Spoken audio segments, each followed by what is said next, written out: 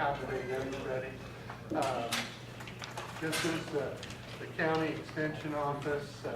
We appreciate everybody coming here and being part of it. We're going to go ahead and get started.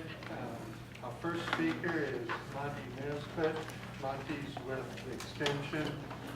Came across the river from the other side there in Oklahoma. So we appreciate him being here. His specialty, obviously, is now becoming olive, but he's worked extensively with the pecon industry. Many of you will recognize him from his work. Monte, appreciate you being here. Thank you.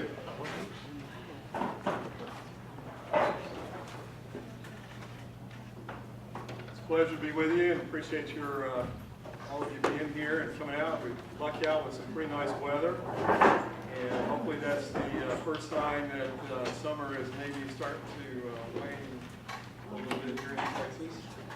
I'm a long way from being an olive expert, but I'm learning, as I think a lot of us in this room are learning. And we're going to do a little bit, I think today it'll be kind of it's a little bit backwards of what we normally do with a field day. Often we'll lecture and give you a lot of information, and we'll take you out and let you see an orchard. This is kind of a flipped class where you've actually gone out and seen Josh's operation, seen the mills, seen the trees, seen some of the effects of freeze. And now we're going to go back and try to fill in some gaps, kind of give you an update on where we are, as we think we are as an industry here in Texas, a little bit of what we know in California, and we'll deal a little bit with, we think for this meeting in this part of Texas, we have to talk a little bit more about cold weather and protecting olive trees from freeze, which is what I'll do. And my counterparts will tackle some of the other subjects and provide some other, fill in some other gaps for you. A little bit of perspective on olive industry. We may need to cut the lights if that's possible.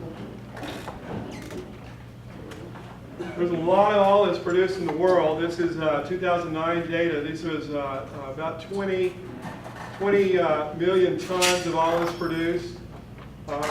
Interesting, a lot of what we're talking about and thinking about here in Texas is oil production, which is kind of mostly what California is doing. There is some table olive production in California, but there's a lot of olives eaten for their fruit value, canned, jarred, preserved, eaten fresh in some areas.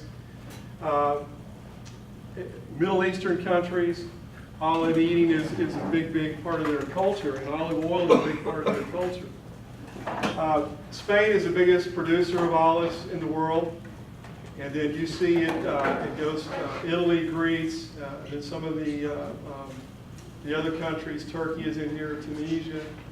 We're down here in the U.S. with others, which is a small part. We're part of this 3.5% of the world's production of olive oil in Texas and in the U.S. proper. Interestingly enough, if you look at consumption, Spain both produces most of the world's olive oil. This is their per capita consumption. Each person in Spain consumes about 14 liters of olive oil. That tells you a little bit about what it is for them and their culture. In the U.S., we account for about 9% of the consumption in the world. Doesn't show up here because we're mixed in with this 28%. And our domestic consumption per person is about 1 liter of olive oil. So if as a culture and as a society, as Texans, if we begin to eat more and consume more olive oil, the interest and demand for fresh olive oil should continue to go up. There's a lot of room. I'll show you the next slide. This is production. This is a different source of information. This is world production of olive oil, 2012-13 season. This is metric tons, so that's 2 million metric tons. Consumption is in this range, so consumption outpaced production for that year. Then there's a breakdown here of exports and imports. And notice here, Europe exports, they consume the most, they export the most. They do import some olive oil into Europe. U.S., which is us, this is our production in metric tons. 2012-13. Consumption, so we've got to import, as you see here, a lot of olive oil into this country. Where does it come from? What do you see on the shelves? Italy, Italian olive oil in Spain. That seems to be what's catchy. But I think we have an opportunity to expose, and the Henrys and Texas Olive Ranch and others are exposing us as Texans to what fresh olive oil really is. And I think there's a tremendous potential from a consumer consumption perspective. A couple of interesting facts here. Here's Tunisia, and you'll see there's increased presence of Tunisian olive oil. They produce a lot, they don't consume a lot, they export a lot, and they export some of it to us. Brazil is a country that produces none, consumes a fair amount, and they have to import all that. We want to be a contributor in Texas to olive oil consumption of Texans, and I think that's a nice goal and a realistic goal. California olives, California would be our big brother. There's been olive production in California for a long, long time. Spanish missionaries brought olives into California, perhaps into Texas even long, long time ago. Today, this is information off the internet. There's two industries in California. There is a table olive production. It's reportedly declining. There are two big canneries that this is their logo, their slogan. They are supplied by 28,000 acres of production. We had an opportunity to travel with Texas Olive Oil Council support, and we saw some of this production, saw some of the declines, some of the abandonment of some of the table olive production. It's largely hand harvested. It accounts for basically all of U.S. production of U.S. table olives. Then you have oil production in California. 90% of the total California oil production is contained within this organization, California Olive Oil Council. They have 400 members. They hold about 35,000 acres with anticipated expansion of about 3,500 acres per year through the year 2020. Very different. It's a machine harvested industry. It's very high tech. It's very modern. It has borrowed a lot of their approaches to growing olives from the Spanish industry. It's also changing and becoming more mechanized, more high tech. And that was the purpose of the Texas Olive Oil Council's grant, was to take some of us, some of the growers, some of us, the specialists, extension specialists in the state, to go over and observe firsthand what's being done in California and bring some of that information back to here in Texas. Question? Yes? How's the drought affecting the olive industry in California? Well, the drought's not affected olives as much as it has other crops, because olives take far less water per acre than walnuts and almonds and some other things. But we saw new plantings of olives. We saw new plantings of other things, but drought has impacted agriculture in California. This is the first trip. I was able to go in April. I was not able to go in late June, July. And Jim and Larry made comment on the second trip. We saw some interesting things there. This is again our purpose. Our hosts were Adam Engelhardt and Cliff Little. And we saw young, newly planted orchards, large in size, nice, well done, trellised, high density, good sites, good management. And the super high density approach often is a 2-wire trellis system, wires at 4 feet, 6 feet. They'll use tall T-posts, train the trees up to a central leader. Rows are 1,000 to 1,200 feet. You design the rows so you know how much an olive harvesting machine can capture and hold and contain. You don't want to exceed that halfway down the row and have to drive to the end of the row and start over. So it's all by design, and it's all built around mechanical harvesting. We saw plantings on what they call a low wire trellis system with a single wire at 24 to 30 inches in height, bamboo stakes, less need for training. It's a little more of a liberal system in terms of the trellising and the way the machine will operate on these trees. So this is a little bit of a new experimental approach that we saw out there. In the third year after planting, what they tell us is they can harvest 1.4, 1.6 tons per acre, where things are done right, good management, and thereafter they can sustain at this type of approach 4.5, 5.5 tons per acre. Not indifferent to what you heard from Josh's numbers this morning. This is an over-the-row harvester. It's been used in the grape industry. They have different heads for different crops. These are expensive pieces of equipment, and it takes some skill, practice in order to use it properly, and you've got to need a really nice, well laid out orchard so that machine does not, we don't want that machine weaving back and forth to harvest. So that's the approach. The major varieties are Arbakina, Arbasana, Korniki. Josh talked about those this morning, and they say the same thing, more cold sensitive with Arbasana, precocious, a little bit higher oil extraction. As you grow olives, you need production, and you need yield of oil out of that production. Some varieties yield more oil than others.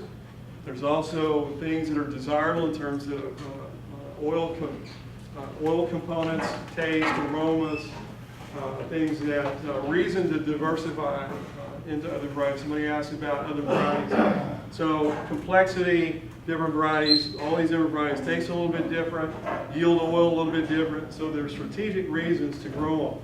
But they have to be able to grow in the climate, and they have to be able to be productive, survive the cold. California does not have the cold that we have in Texas. Some new varieties that are being considered, Chiquitita, which is Arbakina, Piqual cross, and Oleana. Let me pause here and mention that the grant that Dr. Henry mentioned this morning is our part, Extension, AgriLife Extension part, is to conduct strategic coordinated variety trial of olives in several different locations in Texas. We're still working the details out on how many of those locations we'll have, where they'll be. We are exploring varieties. We're going to look comprehensively at varieties with the goal of trying to determine what varieties produce better in certain areas of the state. If you're in Beaumont, that may be a little bit different picture than it is in San Antonio or Georgetown. So that is our purpose.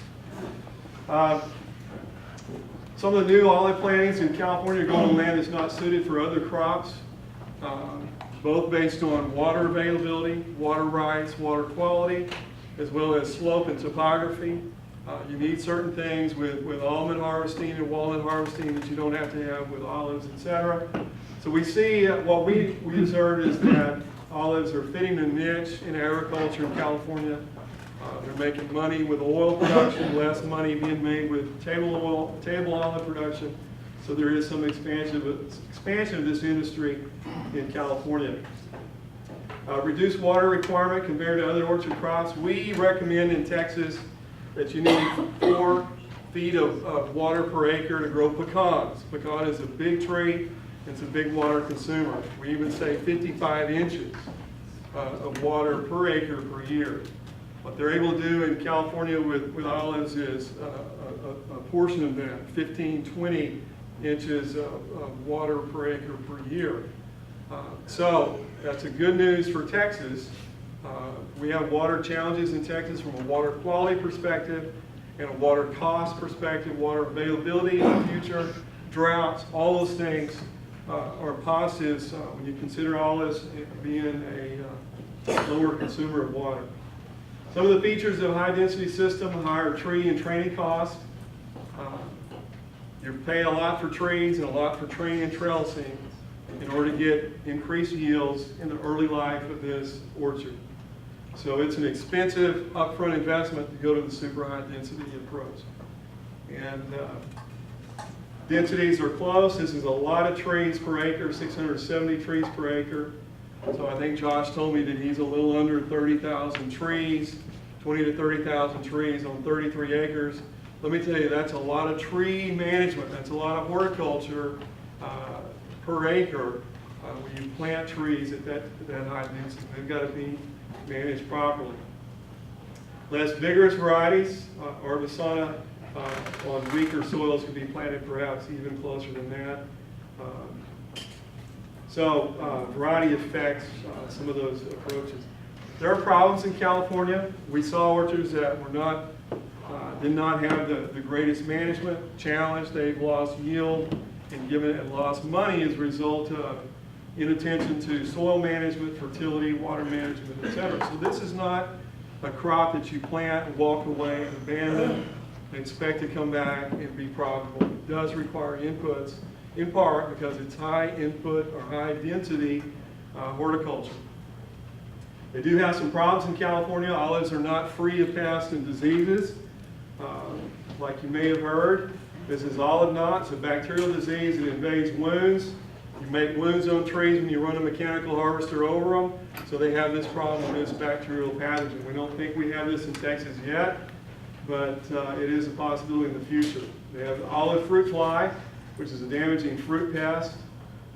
We don't have that in Texas yet, but things that pests and diseases they have in other parts of the world tend to find their way to Texas sooner or later. This is peacock spot, cool wet season fungal disease causing defoliation, spotting on leaves, and some spotting on fruit.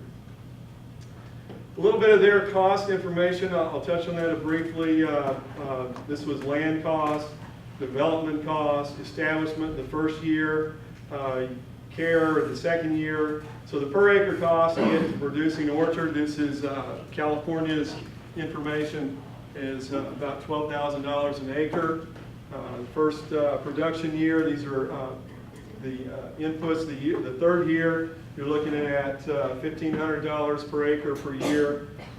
That's the third year, which is an intensive year of management. Then there will be possibly some declines of inputs beyond that.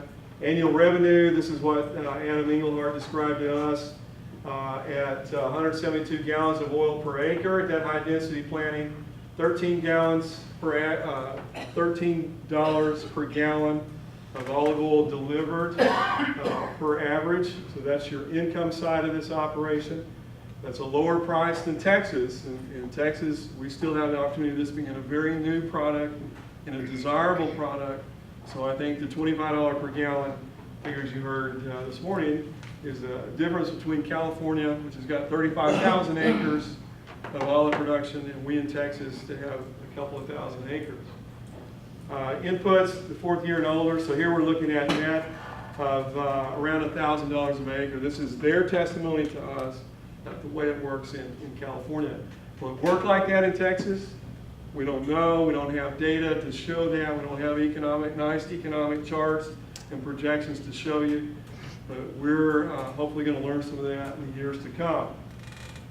What is the scope and growth of the Texas olive industry today? If you go by official data, USDA Census of Agriculture data, there was no information on olives as recently as 2002. And I think that kind of fits a little bit of the more recent olive boom or focus on olives that's happened since that time. So basically nothing in 2002 based on what was reported to the USDA. In 2007, the acreage is not reported. There was 38 farms that had olives, and because of sensitivity of data, USDA didn't disclose its acreage. 2012, it is 87 farms and 760 acres, official USDA census data. That data is always old. The time that we just got this data recently is now 2014. There's been a lot of olives planted since that time. So what is the acreage today? And I'll tell you, I don't know. And we've done a little bit of survey work to try to get at that. Karen has some ideas, working with the Texas Olive Oil Council. So we can kind of come up with some things, and we don't have that hard and fast. These are the counties that reported acreage in this 2012 Census of Agriculture. This is the acres reported that had enough acres to report acreage by counties in Texas. There were 26 other counties that had undisclosed acreage in the state. So that's 35 counties that are involved in olive production, if not more. Let me share a little bit of the results of the survey we did in May. We emailed out a survey thanks to Texas Olive Oil Council's help and access to their mailing list. And we sent this out. We didn't request any of their private information, but we did ask questions on acres planted, acres of non-bearing, acres of bearing, some age information, variety information, etc. We had 38 respondents. We sent out a lot of emails, and we had 38 responses reflected in this survey. We think, and I should have pushed for more response, more follow-ups, and we will continue to do that. We have not done that since May. But there's 562 acres reported in what I got from 38 people. Non-bearing acres about an additional 206, and non-bearing trees of about 155,000 that have not produced a crop yet. They would be 1 year old, 2 years old, 3 years old, etc. Do you have olive trees of bearing age size that have produced a harvestable crop? Of these respondents, 33% said they did, and 67% have not produced a crop on these bearing age or bearing size trees that they have. When you look at spacing, there's a lot, every spacing you can almost come up with is represented in this survey. Everything from 3 feet apart in the row and 8 feet between rows, that's pretty close, up to spacings of 24 to 24. So we're talking about super high density, medium density, and what we would consider traditional or wide space trees. Spacing here, you're allowing the trees to get big, and olive trees will get 40 feet tall over a period of time. And so how do you harvest trees when the tree is 40 feet tall? There's some canopy management that has to go in. So part of what's going on with super high density is tree containment of size in order to let a machine or a person harvest that fruit. How do these people with bearing trees harvest? And these were the responses. 7 said that they hand harvest. They hand pick the trees from each tree into bags, buckets, totes, etc. 4 people, or 33%, said they machine harvest, own and operate an over-the-road harvester. And 1 said that they hired a company to do that, and we didn't have anybody that reported shaking. There are lots of less expensive trunk shaking machines. We use them in the pecan industry. They use them in other fruit crops. It'll grab a tree trunk and shake olives or shake other fruit out onto a tarp or onto the ground, and then you pick that fruit up into tarps or rolled tarps, etc. Nobody's doing that yet, but that may be part of the future for some folks. Describe your milling process. Four people said they had mills. 4 people said they transport to a mill who's going to mill that for a fee, and so that's where we are there. Variety implementation. We asked people, what is the most planted variety that you have in your orchard? 69% said Arbequina was their most planted variety. 23% had Mission as the #1 variety. 15% said Piqual, and then you see there's some other #1 varieties here. This is the variety that's planted most in an olive orchard that they had planted. Second most planted, and you can see the numbers here. So this gives us an idea of utilization of varieties today within this surveyed population. Does it tell us which ones are the best? Not necessarily, but I think it is some indicators of what seems to be trending, at least. And we asked them to rate what they considered the best variety. So this reflects some grower feedback on variety performance. And 80% said Arbequina was the best producing bearing variety. 10% Arbusana, 10% Manzanilla. Second best, there's quite a bit of play here with the varieties that are represented as third best, etc. So different opinions drive that response, and that's not official performance type metrics. It does give us a little bit of handle on what growers have experienced. Some varieties have been removed, actually pulled out purposefully, and a few scattered things that I mentioned here, including Mission, Arbasana, and Corneti. That's affected by location and experiences and management, climate, from place to place in Texas. Rate your agreement or disagreement with the following occurrences. What we wanted to get at is freeze damage a problem for you? Is lack of production a problem for you? Have you produced big crops? What's the agreement with that? And the rating here is 1. If they rated a 1, that meant that they agreed strongly. If they rated it a 5, they disagreed strongly. Right in the middle, well, often it's very comfortable for a lot of us to answer surveys, and I'll tell you, you don't help us a lot when you're undecided or neutral.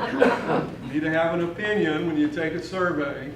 So we've got a lot of people like the middle on some of these responses. There was some agreement, there was some disagreement in all of these categories. I don't have time to really break that down. The lack of flowering, let me just say, lack of flowering has been experienced by some folks. We hear that. Some of you have experienced that as growers. If you haven't, you've maybe heard it from other olive growers. They've not gotten the production that they want in some cases. Alternate bearing is a reality in olives. And I see hands coming up. I've got to speed through this, and we'll deal with questions a little later, so kind of keep up with your questions. Olives alternate bearing. Management plays into that. Management makes that worse or makes that better. And so alternate bearing is a reality. Good flowering of fruit set. Some people agreed with that strongly, and others disagreed with that strongly. And frost and freeze. We had an average rating here about 2.5, which means that's a little less than neutral, meaning there was fairly good agreement with frost and freeze injury being a challenge or a problem for olives in Texas. And I'm going to kind of go that direction with this discussion. Loss of trees to soil problems, diseases, or unknown causes. And this is where we are trying to get up to speed, Dr. Stein, and, Jim Thomas, and myself, with trying to understand some of the problems that have been encountered and experienced. And we're going to touch on that as well. But there is some agreement. We're less than neutral on average with this response question also. You have young non-bearing trees in your orchard, 1 to 4 years old, and not produced any fruit. 92% said yes. That means there's some new planting that's going on amongst those who have bearing age trees as well. So there is some belief or interest in olives that olives can work and olives can make it if you look at this response. Variety implementation in the young trees, non-bearing trees, very similar to what we saw in the bearing trees. So we're generally working with a collection of varieties, right or wrong in Texas, that is fairly similar across the state with some variance. What is the intention behind the new plantings of olives? Hand harvest is part of that. Machine harvest is part of that. Having custom harvesting is anticipated by some of those folks. Shaking and picking is part of that. So a lot of diversity in what the thought process is for harvesting these new up-and-coming olive trees in the future. Same thing on the milling. Some plan to own mills, some plan to transport and have somebody else mill. Some plan to not bottle and sell oil, some plan to do so. And as Karen mentioned, that's kind of the evolution of an industry. You're going to find different niches, there'll be different composition of growers, where they fit in these different growing and harvesting profiles. These are some of Dr. Henry's pictures. Karen's been very, very involved with this industry as it has blossomed in recent years. There are some people that have been growing olives for a number of years. These are the Andersons and Dilly, been growing olives since 1997. Some beautiful looking trees here. Sandy Winokur, 1998. The Texas Olive Ranch was planted in Carrizo Springs in 2005. These are some friends of mine over at Madisonville, Texas, east of College Station. And they've got up-and-coming olive planting. You saw Josh is here today. And so there are lots of new plantings and a lot of interest and excitement. Let me mention quickly here We've communicated with our plant disease lab as we try to grasp and get a handle on what are the problems, what are the official diagnoses of problems with olives in the state. And you can see they've not received a lot of samples. We see that going up, I think in part because we're helping to make you aware there is a plant disease diagnostic clinic in Texas. And for $30, we'll tell you what's wrong with your plant if they can, whether it's a disease, whether it's a management problem, whether it's cold injury, what have you. Very skilled people to do that. So we're seeing more samples go to that lab, and one of the things that's emerged in this is cotton root rot. And I think Jim is going to talk about cotton root rot. I won't take time to do that. Even I got an email from Christine McCabe, who's one of the owners of Lone Star Olives in Madisonville, and they've had worked with an olive grower in Brazos County, which is where I work, and they even have cotton root rot there in Brazos County. So this is a question of concern that we're going to talk a little bit more about in just a few minutes. Other potential problems, both insect, disease, cultural, browsing of deer, etc. Black scale is an insect of olives that we believe we found, Dr. Stein and myself and Josh, in Goliad County just in July. Looks a lot like black scale. We haven't had that confirmed. We're hoping to get that officially confirmed. But that's an insect. It's an insect pest of olives and some other horticultural crops as well. It's not a end of the world type thing, but just an insect that you add to the management of this particular crop.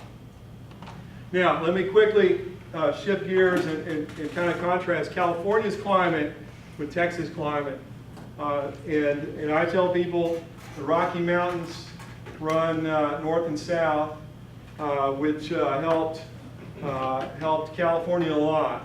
Had they run east and west, it would have helped Texas a lot in terms of producing a lot of horticultural crops. That didn't happen. But there's lots of olives grown in California at zones 9 and B. And zones 9 and B meander up and get in some of these valleys.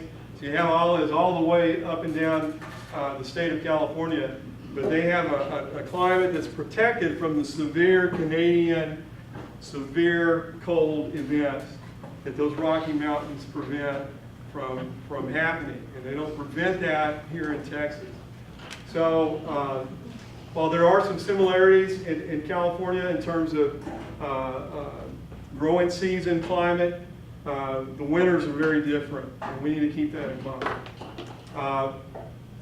This is a fact sheet we have on olives that we did a couple years ago. This will be something we'll update in a couple years. And I've just got this slide here because I've included, these are the varieties that we list in this fact sheet for Texas. And this is some information on what I've been able to glean is reflective of cold hardiness of olives. This is a scientific peer-reviewed publication where they did control studies on leaves, looking at establishing critical temperatures for leaves. And you can see that with Arbequina, that it's about 10.8 degrees Fahrenheit. That's critical temperature, meaning damage starts to happen at that temperature. Now, as Josh mentioned, and I would agree completely, most horticultural crops, including olives, acclimate and deacclimate, meaning they become more and less able to withstand cold based on fertility, based on growing conditions, based on the temperatures that happen a few days before a cold event can cause this to be plastic or variable. It's not static. It's not a magic number, but it does reflect how cold Arbequina can take in the way of cold. Others, not so much. In Manzanilla, 16.5 degrees, that's 6.5 degrees difference. That's a big difference. Sometimes a degree or two makes a big difference in terms of outcome, in terms of freeze damage. There are other brackets or ratings. Jeff Transo, Chart Olives, have compiled some information on hardiness, and I included this here as well. So hardiness varies, and the ability to acclimate varies, and that's going to impact results after freeze. Now I want to do two things here with this slide. This is the USDA plant hardiness zone map. It's easy to find. online, and it shows, I've got some pictures pinpointed, temperatures pinpointed here from December 1989. This is considered widely the second coldest event in Texas recorded history. 1899 is even colder than this, minus 11 degrees in Dallas. But 1 degrees in Dallas, 9 degrees in Houston, 4 degrees in Austin. It's these occasional events, these are typically winter events, Canadian cold front driven, advective freezes that will really set back olives, depending on age, location, and your ability to protect them. The other thing we find here in this map is differences in expected low winter temperatures. So if we're here in 8B, here in this Austin area, 8A, 8B, we're talking about temperatures each year anywhere from 10 to 20 degrees. So if you're Austin or north, that's what you should expect every year. Now, it didn't work that way, and there's really not much to help us forecast the next occurrence of a 10-degree freeze in Austin. But on paper, we have the potential to get 15 to 20 each year, and that gets better as you go further south. So definitely we have less freeze risk here, less freeze risk below the I-10 area, and that increases as we get up into this hill country area where there is olive interest here as well. Potential outcomes. This is olive trees that have been frozen. This is a planting in Wortham, Texas, which is over around Fairfield and Mahia, would be east and south of Waco area, and this was in 2011, and the trees were hit pretty bad. They grew from this. It was 15 degrees in 2011. 1989, near there would have been -1. These trees regrew. They bounced back from this freeze in 2011. They would not have bounced back in 1989. What's the frequency of this type of thing happening? We just don't know. And so entering into this, you have to have some plans, some contingencies, and there's some things you can do from a site perspective to help maybe mitigate the outcome. This was Josh, as we were able to visit in March after this low of 18 degrees that, as he told you, hurt worse than 9 degrees with a different set of predisposing circumstances. So it's very volatile here in Texas, and it's volatile late into the spring. We had pecan trees. Pecan tree is native to Texas, and it's one of the crops that we generally count on not budding out too early, not being stung by frost and freeze. But we had problems with that this past year. We had an Easter day or post-Easter day freeze, and that's happened a few times in Texas history, and that can be a problem. Olive flowers take less cold in the tree itself, so if you've got olive trees blooming or flower or have small fruit, that flower fruit is going to be damaged anything right at that below 32 degrees type temperature. We have olive trees on Texas A&M campus that have been there since the 80s, we think. We don't know for sure. And they're there, and they're alive. And they hedge them, they border a parking lot, and if you get up under these trees, what you see is lots of being frozen back to the ground and regrow, and that's one of the things you have. You plant an olive tree, it's not grafted like a citrus tree, generally not grafted like a pecan tree or a peach tree. So when this rootstock pushes new growth from the roots, it's Arbequina, it's Arbusana, it's whatever you bought. If you bought a plant that was propagated as a rooted cutting. So that's the good news. Microclimates near buildings in urban settings sometimes provide misleading results. I've heard tales, you've heard tales of people who got olive trees in downtown Dallas. Perhaps they do. I'll tell you, sometimes that urban concrete, metal, rock, and buildings that giving off heat creates opportunities to escape and get out rural, outside of the Dallas area. You're not going to have some of those same type of effects and benefits. Freeze protection strategies. First thing you need to understand that we have two different types of freezes. We got a lot of detail here, and I don't have time to go through it. And I'll tell you that we have cold, windy, Arctic cold fronts. Those can be damaging. And we have what's called radiational frost, which is a calm night, and the plant is cooling because there's nothing to stop it from losing its radiation that is stored during the day back up into the sky. Now, if you need more detail on this, and I would suggest if you're going to grow olives, you need to know a lot about frost and freeze. We just published a fact sheet. You can get it on the AgriLife bookstore. If you go to the Texas AgriLife bookstore and search for frost, freeze, you'll come up with this fact sheet. I wrote it. It's very detailed on purpose because this is a very challenging subject. You got windbreaks. You've got a lot of vegetation, and you got buildings. Sometimes those provide benefits, typically to the trees or plants that are close to the windbreak. They don't offer a lot of support as you increase the distance away from the windbreak. What windbreaks can do is help make return stack heaters or sprinklers or other protective measures more effective.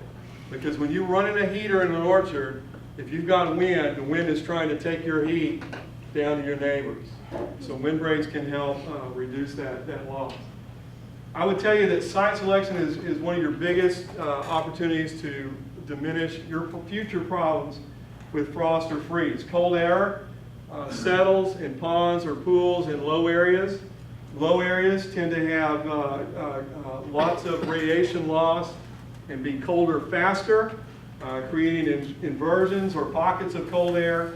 And so you don't want to be in a low-lying spot to grow olives. You want to be where cold air will move away or drain away and shed away. Not only do you need topography that allows open movement of air and slope, you also don't want things downstream of your property or downhill of your property that impede the movement of cold air.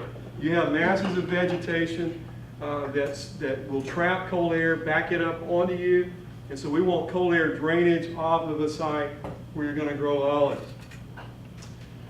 There are wind machines. People use helicopters. They use cold air drains to suck cold air and punch it out of an inversion.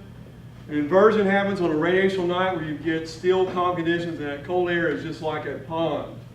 And it may only be 40, 50 feet high, but your olive trees are 10 feet high, and they're being subjected to that cold air. You have a wind machine. That wind machine can whip cold air out and up and bring warm air down to you in a certain type of freeze. It will not help you in an effective Arctic cold front where you have 5,000 feet depth of cold air. So different tools, what we're trying to tell you in a very short amount of time is that different tools provide different help in different sets of circumstances. What you want is bare ground, bare wet soil during the day absorbs more radiant energy and then gives off more energy at night. You have a lot of grass cover, sod cover, that's going to be colder on a frost night than a bare ground, bare earth situation. Understand not only topography, but vegetation and how that affects warming of the earth itself. Irrigation. Irrigation can be used to protect plants from freezing. I won't spend a lot of time on this, but I'll tell you that where we plant olive orchards and we put irrigation systems in, if you're using micro sprinklers, little small sprinklers that can spray out water onto the base of your tree, that is an approach to providing some warming or some heating in the orchard. We use irrigation throughout the summer. The equipment is out there during the winter, and it's convenient to use, and scientifically it can help you reduce frost and freeze injury. What happens is that water, when it converts from liquid to solid, gives off heat, what we call latent heat diffusion. So you get 144 BTUs of heat per pound of freezing water. A gallon of water is 8 pounds and change. So you can do the math and determine if you keep enough water coming out and it keeps being frozen, it keeps releasing heat into the orchard. So water can be a tool that we can use. We've used it successfully in other crops. This is in citrus. It can be used under a tree to provide heat that rises up through the tree. It can be used over the tree. Generally comes with a lot of ice loading and breakage. And you can spray it directly onto the center of the tree to protect the main core of the tree from freeze injury. Once it's covered with ice, is that protected? No. And the reason this process works, and that's a common question, it's a common misconception, the reason this process works is the ice is a poor insulator. And so the heat travels through the ice, which is allowing more warmth to go through that ice as layers of new ice are being accumulated. There's no insulating, really, protection that happens. The ice is just evidence that you have been heating in that orchard with your watering system. We got lots of detail on that. I don't have time to go through that. I did want to mention the return stack heaters that Josh has. This is old technology, and we didn't have much else, nowhere much else to turn. The return stack heater is an improvement over the old smudge pot and open pit type heating. It grabs or borrows from the concept of many small fires. If you want to heat your orchard with fires, one big fire is not what you want. You need lots of little fires. Big fires actually remove heat or pull heat to the fire, and that's generally what we don't want to have happen in an olive orchard. So you put a lot of these out, and a lot of the literature and study of these to get good help with these, 30 to 40 units per acre. That's a lot of return stack heaters dotted around in that orchard. They were designed to work on fuel oil. Fuel oil burns efficiently and gives off more BTUs than diesel or propane type sources of heat. These also typically require an inversion to be happening, meaning that the inversion has a ceiling of cold air and an interface between warm air and cold air that's slowing the loss of that heat up into the atmosphere. In a situation where you have very open sky, lots of radiant cooling, a lot of that heat goes straight up, doesn't help you as much. If you have a ceiling from an inversion, these return stack heaters keep that heat in the tree level that makes it beneficial. A lot of people believe smoke is helpful. Smoke is not really helpful. It's a lot of smoke tells you need to maintain and remove the soot in your return stack. As Josh mentioned, somebody's going to light these, somebody's going to keep the fuel on them. They require fuel, and that fuel is costly. But this technology is still available, and maybe a tool that some of you in more colder areas need to have and need to understand. Any questions? I know I've probably gone longer than I needed to. I did want to mention this event. This is the Texas Fruit Conference. It's happening October 6th and 7th in College Station, Hilton Garden Inn. This is the registration site. It is a good conference for those of you who are not only growing olives. We will talk about olives. We'll talk about cotton root rot. We'll talk about challenges with orchards of other crops. So we think it's a good educational opportunity for those of you who are thinking about olives, growing olives, thinking about other orchard crops as well. So I'm going to get out of the way. I will answer questions as we change the speakers. Yes, I have a quick question about pollination. So do olive trees require pollination for fruiting? Yes and no. That's a good question, and the answer is pretty complex. There are olives that are self-compatible and don't need a pollinizer. Some of those same varieties can have what's called high temperature induced incompatibility, where under certain environmental conditions they go from being self-compatible to self-incompatible, in which case in a particular year they needed cross-pollination with another variety. There are other varieties that require cross-pollination. So in short, yes, pollinizers are probably beneficial. They're not absolutely required. They are probably part of the problem and not all of the problem when it comes to lack of fruiting and flowering of olives in Texas. But that is a complex, very complicated olives. You get in and read some of these research papers, and it gets very, very in-depth on some of the things that happen with olive flower differentiation and post-differentiation morphology effects by temperature and other factors. So that's saying a lot, not telling you a lot, but yes and no, you need cross-pollination. Question, is your slideshow available on your website? I will email that, and we can make that available. I don't know, Karen, did we put anything up in the last meeting? I don't think we've put anything up, and what I'd like to suggest is that you post them on your website, and I'll link Okay, March. great, we can do that. We'll put them on Aggie Horticulture. The live program will be on the website. Aggie-horticulture.tamu.edu. If you Google Aggie Horticulture, we come up at the top. So Aggie Horticulture, and we'll put this up. And my email address, if anybody wants something directly, if you'll email me, I'll put you on a list, and we will make those available. That's what we did the last meeting. We had a link that we sent people to download the file. Yes?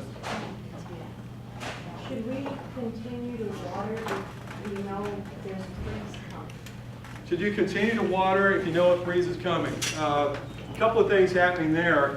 One, by putting water out in the field, and if you pick a condition to have in your orchard, it would be lots of standing water, because that water captures heat and stores radiant energy and then releases it as it cools. I told you that it releases it as it freezes, it releases it as it cools also. If you got a lot of water standing out there, it's going to absorb more heat, and then it's going to release heat as it's cooling. Then you'll have what's called a big exothermic event, where as that water freezes, it gives off even more heat. So I'd say water is beneficial both from that perspective and from the perspective of we want trees to not be stressed going into freezes. Now what we want to do is not grow trees so actively and vigorously in the fall of the year with fertilizer and water that we're undermining their ability to acclimate. So some water stress in the fall and early winter is beneficial, but they do need good moisture going into a freeze event. Would you repeat that website, the Aggie? Yeah, let me just type it. Let me type it up here.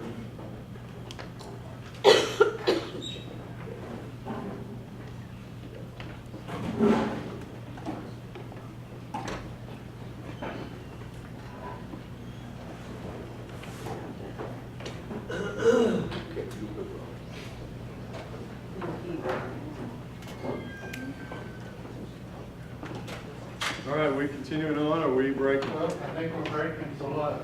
We'll set up about another minute.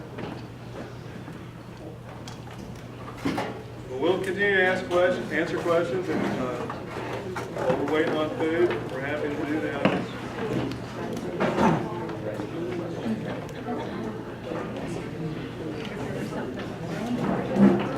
So is there a variety that you would recommend for table olives?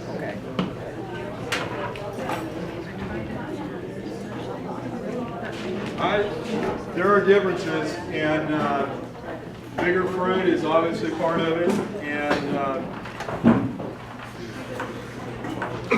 I think Mission is used as a table olive in some cases, but I don't know today. I'd have to look back at some of those. Karen or somebody might know the answer to that. Well, the ones that are from catalogs in California are the Sevillanos. And the Sevillanos get quite big. I've seen them the size of goose eggs. You don't want them that big. You're going to put them in a jar. But Sevillanos are very temperamental trees to grow in Texas. And so we have Sevillanos in one of our orchards, and some years they produce more, some years they produce less, but they never produce a lot. How about Kalamata? I don't know of anyone who is successfully doing a lot of Kalamatas. We have some Kalamata trees, I've had them for 5 years, I haven't seen an olive yet. Okay, so I think that's probably because they're trees that take a little bit longer to get fruiting. But we haven't seen an olive yet. So if you're in a hurry, I wouldn't recommend that. What we do see works pretty good. In our orchard, the larger producing varieties are the Mission and the Manzanito, and those can both produce abundantly. But neither one of those is a precocious producer.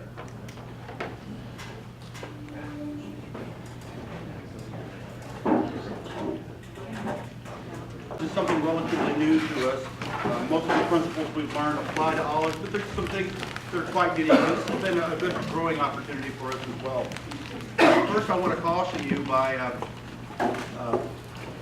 when someone tells you that they're an olive expert. I mean, everybody's pretty familiar with the definition. One of the definitions of expert is you're over 100 miles away from home. In that regard, I don't qualify. But the best definition of an expert I've ever heard was from an old ag engineer. He said, well, an X is a has-been and a spurt is a drip under pressure. So someone that represents themselves as an expert, that may qualify. I want to talk about two pretty different topics today. Oh yeah, we probably need to get some lights in the back. You kind of use the opportunity to expound or make the application to some of the things that Monte talked about. In our environment, when we add nitrogen in water in an olive orchard, this is what happens. And unless you take extreme measures to control them, the weeds are going to win every time. Now, one of the things that I want everybody to notice, or I hope everybody noticed, what an immaculate job of weed control Josh does. If you are not prepared to control weeds at that level, my guess are that your olive orchard is not going to be very successful. We'll talk about competition here in a minute, but one of the other things that Monte mentioned in terms of frost protection, a clean orchard is much warmer than a weedy orchard. When you have tall weeds in an orchard, that expedites the release of heat on a frosty morning, so you lose all your heat very quickly, and it gets much colder than an orchard that hopefully has bare soil, or if not very, very tightly mowed row centers. So weed control is necessary for that one, certainly. Why control weeds? Well, again, what do weeds compete for here? Certainly when we're talking about young trees that aren't established, weeds compete for light. If the stature of the weeds is taller than the stature of the trees, well, the tree's not going to get any sunlight, it's not going to photosynthesize, and that's the only way the plants grow. They compete for nutrients. And the main one here primarily is nitrogen. And I've heard the argument, well, when weeds die, they decompose, and they release nitrogen. So yes, that's true, but it's the availability of nitrogen at a very specific point in time that's critical. So weed control, but the main stress is the competition for water. And of course, water stress is going to be worse in a dry year as opposed to a wet year. But weed control is the greatest obstacle to the establishment of any perennial crop that we see on a daily basis. If you're not controlling the weeds, everything else will go downhill very quickly. In terms of olive orchard floor management, we need to kind of think in two terms. How do we manage the vegetation underneath the tree, down the tree row? And what are we going to do with these row centers? The standard in under tree management is to keep an area under the trees free of any vegetative competition. As you saw Josh's, I mean, there needs to be zero competition. And in the orchard, in the row centers, we typically want, or the alleys, we typically want those tightly mowed, and there's specific reasons why. So let's talk about what are the different methods we can use to accomplish this weed control. One of the ones that we commonly see new and prospective growers exploring is cultivation or mechanical weed control. Certainly when, as the picture in the bottom shows, that if you have, you're cultivating row centers and you get a large rain event, your potential for soil erosion is extremely high. And remember, when we're talking about growing olives in Texas, it's a little bit like a duck out of water. Olives are a Mediterranean climate, or a Mediterranean crop. We don't have a Mediterranean climate, we have a continental climate. And our averages are made up of extremes. And one of the things I think will prove challenging to many growers is when we have tropical moisture. I remember in 2006 when we had a tropical rain event come in, and I work a lot with peach growers in the Fredericksburg area. There was a grower there that really liked to deeply disc his row centers. In the course of 7 days, we had 36 to 42 inches of rain, and when you could finally get back in that orchard, there was about 32 inches of soil had eroded. Now, we estimate it takes about 10,000 years to create an inch of soil. So the soil that he lost that day in that single rain event is measured in geologic time, not in human time.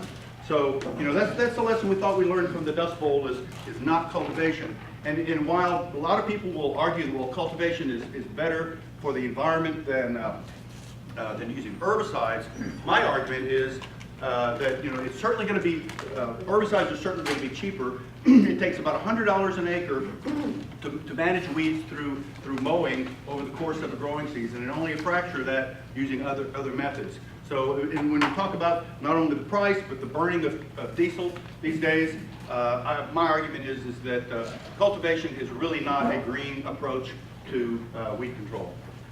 The other thing that really gets me is that when you cultivate, you prune vital, shallow feeding roots.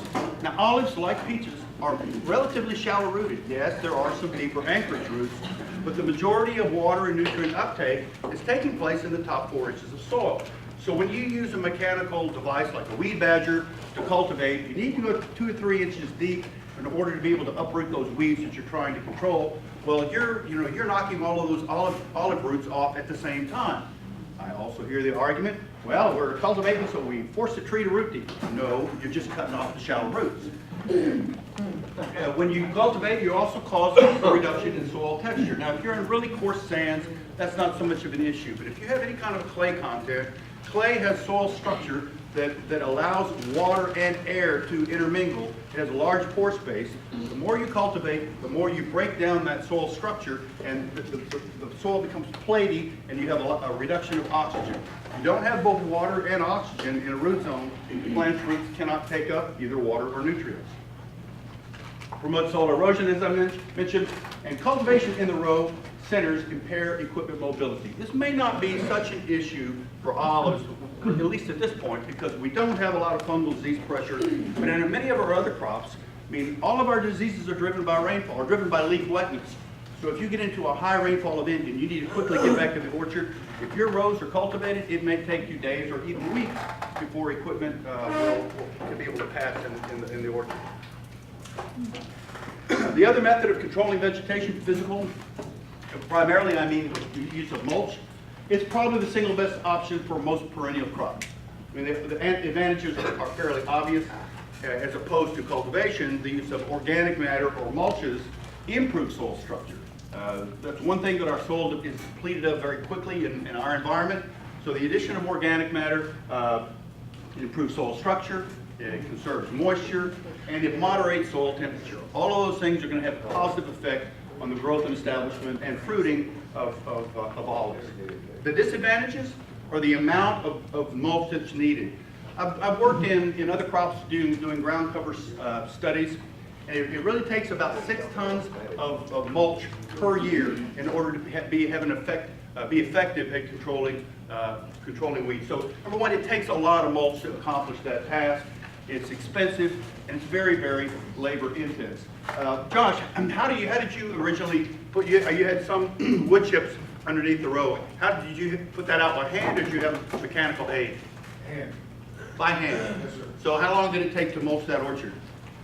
We only did about 5 acres, and it took a few weeks with 15 guys. Yep. Very, very labor intensive. Did you buy the mulch, or was it wood chips that were available to you? Both. We had a lot of wood chips available, and then we bought the rest of it. So, I mean, it looks beautiful, it does a great job, but there's a price to be paid on that end. Other people have used physical barriers. I've seen it used in a lot of different perennial crop settings where you use things like just weed barrier. Again, it's quite expensive, somewhat labor intensive, allows moisture through, but the weeds do not come up through it. But it's cost prohibitive. We're not looking to make a lot of money on a per acre basis, so we have to be able to do things right, and controlling costs is certainly one way we can accomplish that. Third method is methods of controlling vegetation is chemical. And again, I was looking at some information getting ready for this, and a lot of people think, well, chemicals are toxic. Well, actually, the most effective producer of toxins is nature. If you take a look at, the LD50 or the dose of a product that will kill 50% of a test population, the LD50 of nicotine is like 37 milligrams per kilogram, and the LD50 of some common herbicides like Tordon is like 5,800 parts per million. Nature's a far more efficient producer of toxins. And when we say herbicides, it's like saying drugs. You're talking about heroin or penicillin. I mean, it's a whole panacea, and people tend to paint things black and white, when the fact of the matter is within that group of compounds we call herbicides, some are much less, have much less impact on humans, the crop, and the environment than others do.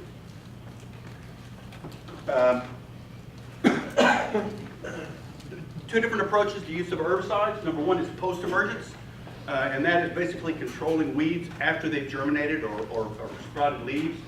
And the rates is dictated more by volume to cover that particular amount of weeds that you have, as opposed to a certain amount of area, as opposed to pre-emergence that are basically applied on a per acre basis.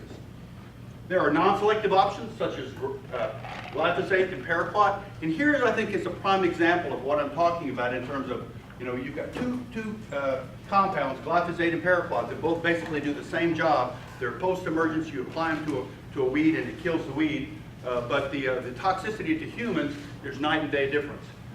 I would suggest to you that, paraquat is used extensively in California, but they're using it in closed cab tractors by people who have been doing it all their lives. About 1 cc of paraquat ingested either through the eyes or through the mouth or through the nose will kill a person, and there is no antidote. Basically, if that gets in your mouth, you're a goner. Versus glyphosate, which is virtually non-toxic, it passes right through humans, there's no soil activity. So I'd suggest to you that paraquat, while it's legally available to you, it's probably not a good choice for many people in this room. It's extremely dangerous to handle. It's a restricted use pesticide, whereas glyphosate, the biggest danger with glyphosate is it's non-selective. If you get incidental contact with glyphosate at this time of year, you're probably going to get some damage to the plants. There are some selective options in terms of post-emergence materials as well. AIM and Venue are broadleaf killers. And they're also very valuable as suckering tools. It wasn't so evident that Josh didn't prune up the bottoms of his orchard, but that really wasn't a sucker issue. But in many orchards, olives tend to sucker quite profusely.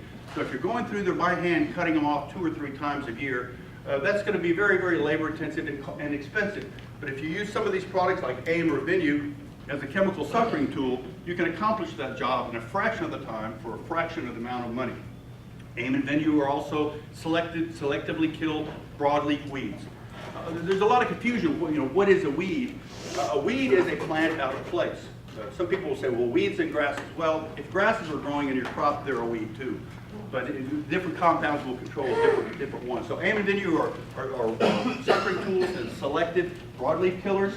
And 2 other compounds, Post and Fusilade, are selective grass killers, which makes them extremely valuable in a broadleaf crop, because that means you can go over the top. We really don't want to spray over the top of olive trees, but what it means is if you have incidental contact with either Post or Fusilade, and you're trying to control grasses in your orchard, it's not going to hurt the olive. It will not affect the olive. So they're very specific to the kind of plants that they contact.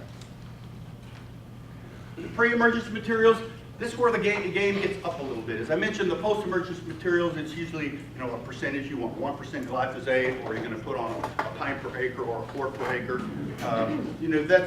You mix it up in water and you spray it and get good contact with the vegetation. When you're using pre-emergence compounds, precision application becomes much more vital. Herbicides are recommended on pounds or pints per treated acre.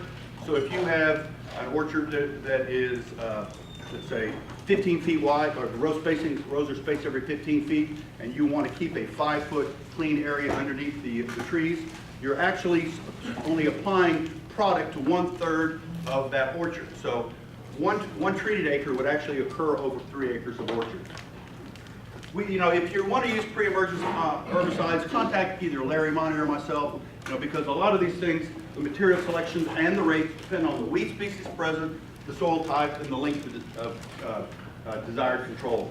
UC Davis has an excellent online publication. Just Google UC Davis IPM weeds, and it pops up. It tells you all of the different herbicide options that are out there, some of the strengths and weaknesses of each. But be careful because, you know, the weed spectrum they have in California is not necessarily the same weed spectrum we have here. As I mentioned, that here's if rows are 15 apart and you choose a herbicide, apply herbicide to a 5-foot band, you're really only treating 1/3 of the orchard. Just a couple of the pre-emergence options that are out there. Diuron, the trade name is Carmex, is a urea-based herbicide for it's good for germinating grasses, and it's labeled for olive trees at least 1.5 inches in diameter. Don't use on soils with less than 1% organic matter. Now that's fairly restrictive. I mean, that occurs on the label, but there are a few soils in Texas that have more than 1% organic matter. So Diuron or Carmex is good for germinating grasses. On the other side, Simazine or Princep, also called Caliper 90, it's a trizine herbicide that's applied between harvest and early spring. It's good for controlling germinating broadleaf weeds. So many times it's the combination of these products that are applied to control both, one for germinating grasses, one for germinating broadleaves. The label says do not use on trees less than 1 year old. Now we also have to be careful in terms of repeated application of the same product. Diuron is a urea, so it's nitrogen-based, so it's broken down by microbes, and it's broken down relatively rapidly. The more you use Carmex, the more you build up the microbes in the soil that break Carmex down, so you start to see it slip. The effectiveness gets shorter and shorter and shorter. You may have to go up on the rate or increase the interval or decrease the interval. Simazine, however, certainly in calcareous soils, is broken down very, very differently. It's broken down by hydroxylation. So what that means is that in acid soils it breaks down relatively quickly, but in high pH soils it breaks down very slowly. So if you apply a full rate of Simazine this year and go back and apply a full rate of Simazine next year, you easily could create a toxic effect where the amount of actual residual Simazine in the soil is greater than the trees will tolerate. Horizon or Surplan is a very widely used herbicide primarily because it's so safe. Somewhat expensive, it's a trifluralin herbicide used to control germinating grasses. You need rainfall. Most of the other trifluralin herbicides have to be physically incorporated. Horizon can be sprayed on top of the soil, but you need rainfall within 21 days of application. Very safe, and it must be applied to bare ground. Oxyfluorophan is one that's used very commonly in California. The trade name of that is goaltender. It's used to control germinating broadleaves. It must not be disturbed or tillage, or you'll get poor control. It's also labeled for berry trees, and there is some post-emergence activity. But again, be careful. You'll see goaltender used and recommended widely in California. My personal experience is I have not had very good luck controlling the weed spectrum that we have here in Texas with that product. For pre-emergence for non-bearing trees, Chateau is a relatively new product. It's been on the market about 6 years. Applied only after all air pockets have been filled in a newly planted orchard. In other words, if you're digging holes, you're planting the trees, you're filling it back. If you apply this product, Chateau, over the top, and then you get a rainfall, and the rain washes down into soil that further settles into the planting hole, you have direct root herbicide contact. You can get phytotoxic effects. So if you use it, it's an excellent product. But make sure when you plant, make sure you get good rains, you hand water them in, and you have total soil settling before you apply it. And I'll show you some of the efficacy here in a second. It controls both germinating broadleaf weeds and grasses, and it all, like Surplan, it needs rain within 21 days of an application to become effective. Gallery and trellis are other products for non-bearing trees only, and they control germinating broadleafs only. You need rainfall within 21 days, and you're going to have to put it with something like Surplan to control germinating grasses. Again, here, this is some of the data from UC Davis in terms of 3 different applications. The treatments are untreated, Princep, Gold and Prowl, Gold and Surplan, Trellis, Chateau, and then Chateau followed by Chateau. In other words, a split application. The bars are the blue bars is the amount of weeds present, or amount of weed control 35 days after treatment. The red bar is 63 days after treatment, and the green bar is 94 days after treatment. So again, you're looking for season-long control here. The Chateau followed by Chateau half rate, and then another half rate gives you the best weed control out of any of these options. And I'd suggest to you that we've used that in other crops here in Texas. It works quite well. That may be a product you want to consider for establishing young orchards. Venue herbicide I mentioned a little bit earlier. It's labeled for control of broadleaf weeds and non-bearing and bearing olive orchards. But it's also, we think it perhaps has its greatest benefit as a suckering tool. It will burn back green non-callous tissue. And the label says avoid contact with desirable tissue. So you'll burn back what you hit. It's an excellent tool to reduce hand labor expenses. I want to take a break from that and talk about another issue we've been facing here, and that's cotton root rot, or Comatococcus omnivora. It's a soil-borne pathogen that is quite common across much of Texas. And it's, people have had disease problems in trees, and Monte alluded to it. The Plant Disease Diagnostic Lab has been we stay in touch with those people, and they go, hey, I got some more olive samples in. Looks like there's cotton root rot in this county, in this county, in this county. So we know it's a problem, and some people are having pretty bad problems with it. So it's something that really needs to be addressed. This is not a new disease to us. This is the control of cotton root rot. Center top is a picture of cotton. Cotton root rot, it really, the Texas Agricultural Experiment Station was founded over 100 years ago, specifically to find a control for cotton root rot. It's only been in the last 3 years that we've ever found anything that comes close to touching it. The specific name omnivora in Latin means eats everything. There are over 2,000 known cultivated hosts. I don't know, those of you that may have been in Texas a while have probably heard many years ago about a Texas apple industry in the hill country. Well, this is the beast that took it out. Apple is an indicator crop, apple and okra. If you want to find out if you have cotton root rot, plant an apple tree because it's going to be the first thing to die.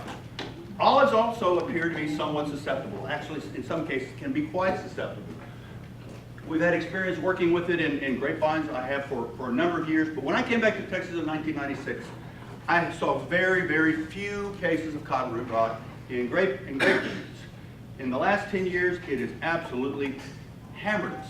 Where we have some diseases controlled, cotton root rot now is the biggest limiting factor in growing grapes in the state. Certainly in this part of the state. So does it stay in the soil?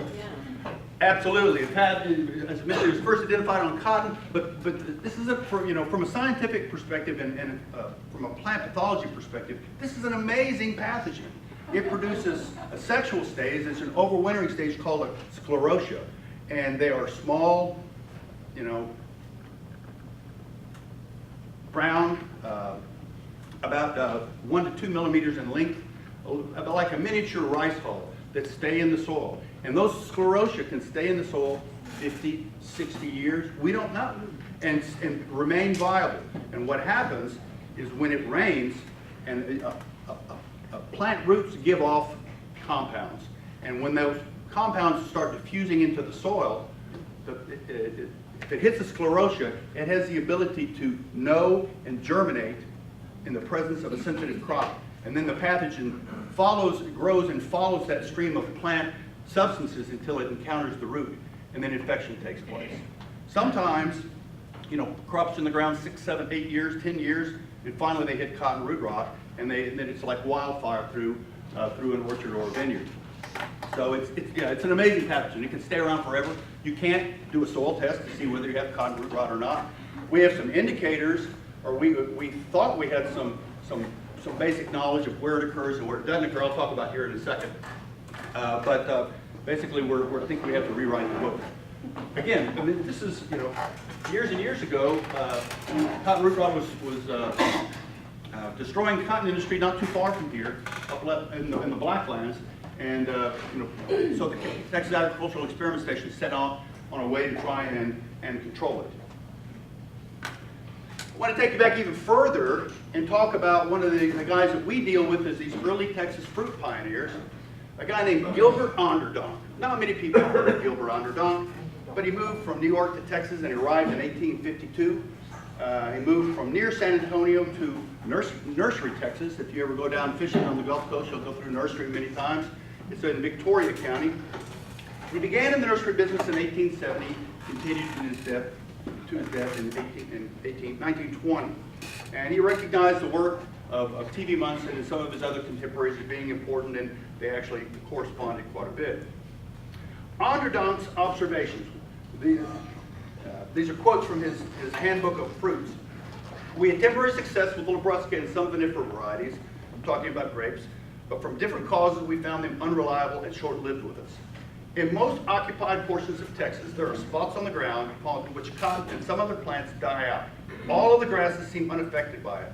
The blight is quite sure to kill every apple and pear tree and every grapevine which it attacks, and sometimes destroys peach trees and rose bushes.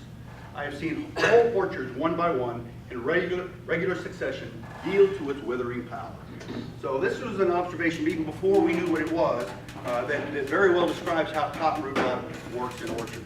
It may start out in a single tree or a group of elliptical shaped dead trees in an orchard, and it just continues to grow and grow and grow. The organism, it's ubiquitous to upland black sites like we're in right here. South Texas perhaps has the greatest risk because, number one, they're dealing with some salinity there, higher soil temperatures, and the pathogen absolutely seems to thrive. It's quite present in the hill country alluvial soils. Most of West Texas is also at risk, and we have some questions about East Texas. As I mentioned, the organism survives in the soil as a sclerotia. It has incredible survival potential. We really don't know how long it can survive without germinating and finding a host. And more abundant in alluvial soils where it's washed down, the sclerotia tend to collect in river bottoms and creek bottoms, which most of our soil is.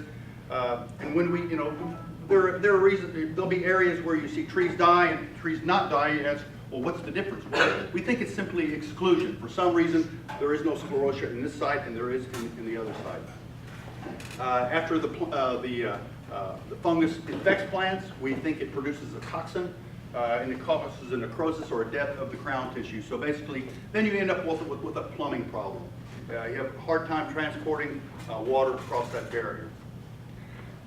There was a guy who was our contemporary, Ron Perry, did his PhD work on grapes and grapes and cotton root rot, and he had some pretty enlightening conclusions that really speak to all of us trying to grow perennial crops. Excessive or deficient water status exacerbates infection potential. Wet springs are horrible, and then extremely dry summers. That's what sets us up for initial infection and then the plant going down. Root regeneration capability of a plant it aids in the suppression of symptoms. In other words, plants can become infected and outgrow. It's simply the ability to regenerate new roots is the way that a plant can outgrow it. So how do you grow new roots? You do everything right. Great weed control, sufficient nitrogen, good water management. That's how you can outgrow it, or at least help outgrow it with cultural practices. Tolerance appears to be directly correlated to vigor. And herein lies a problem for us, because olives really, they're a Mediterranean crop, and they tend to want to put on a big flush of growth right now. I'm not sure, I think that's going to be one of our challenges, is to manage that late season flush of growth, because unlike the Mediterranean, those plants are going to be headed for much colder temperatures than you'll experience in California. So managing vigor, enough, but not excessive vigor, is going to be important for cold hardiness, but it's the same vigor that's going to help us outgrow it. Inoculation of cottage vines with sclerotia was very unreliable. We have a hard time working with this either in the lab or in the greenhouse. It just doesn't seem to behave well. Okay, so what are the things we've tried? Fumigation, well, it works initially. You can use soil fumigants.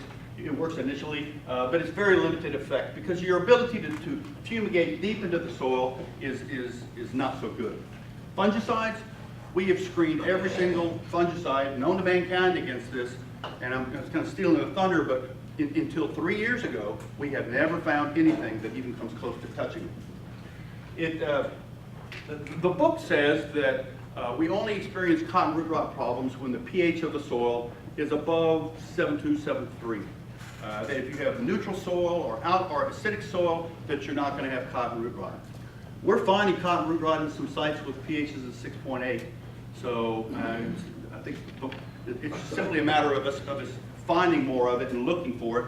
That we think that it may need to be written in terms of what the actual preferred soil pH of this organism is. So we used to say that, okay, if it wants an acidic soil, let's just add a bunch of sulfur to it. Let's acidify the soil.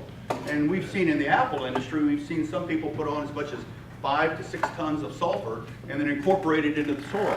Well, that doesn't really work very well because of the exchange capacity of the calcium bicarbonate in our soil.